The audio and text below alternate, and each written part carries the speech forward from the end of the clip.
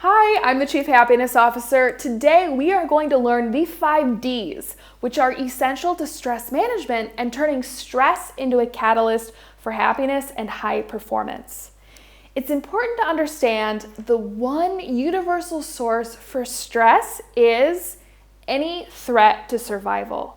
This makes sense because stress, by definition, is a survival mechanism, and it's evolved over millions of years to prime the body for action so that it can survive during the roughest and toughest times. On the one hand, we can be really thankful because our survival brain 24/7 scans the environment for threats, which allows us to constantly be ready to react. On the other hand, whether there's actually a real or simply a perceived threat, we're also designed to react first and think later.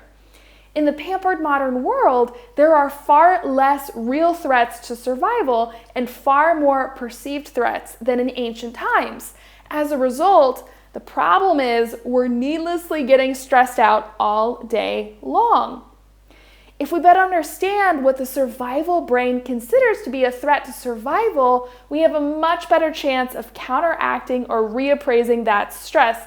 And that's where, drum roll, the 5 Ds come in. And this is what you need to be on the lookout for because these are the things that the brain considers to be universal threats to survival.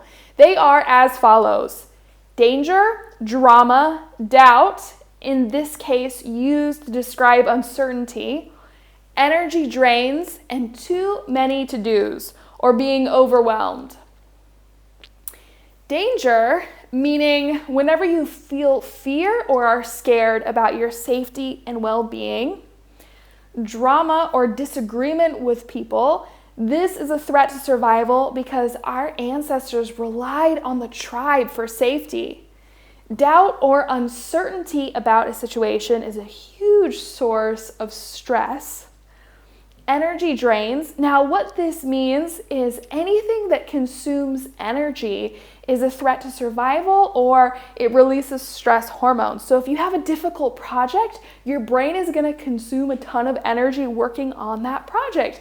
And that's partly why people procrastinate as a stress counter mechanism. This also means that when you're low on food or sleep, meaning you're drained of energy, you naturally produce stress hormones because these stress hormones, for example, counterregulate low glucose levels when you're hungry, which is why you get a little irritable. And finally, the last D, too many to-dos, or when you feel overwhelmed. Whether we actually experience or simply perceive any of these 5 Ds throughout the day, millions of years of stress and survival hardwiring will cause the body to automatically prime itself with stress or these fight or flight hormones to prepare it for action.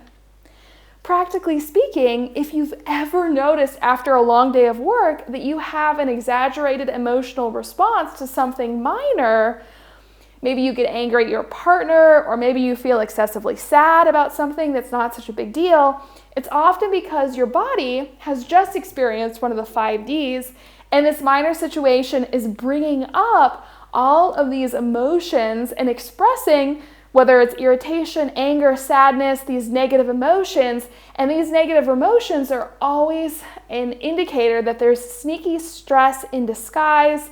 You're actually really excessively stressed out and your body has been saturated with these stress hormones because different experiences of these 5 Ds throughout the day culminate.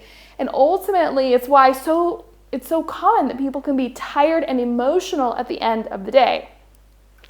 Once we get really good at identifying the 5 Ds, we can more quickly go to the next step, which is to create a relaxation response. And it calms the stress response. It changes the chemistry of our body. That's when we can hit that sweet spot of turning bad stress to good stress, which allows us to be happier, to be high performance, and take advantage of all this extra energy in our body. Stay tuned for that in the next video, and all the best until then.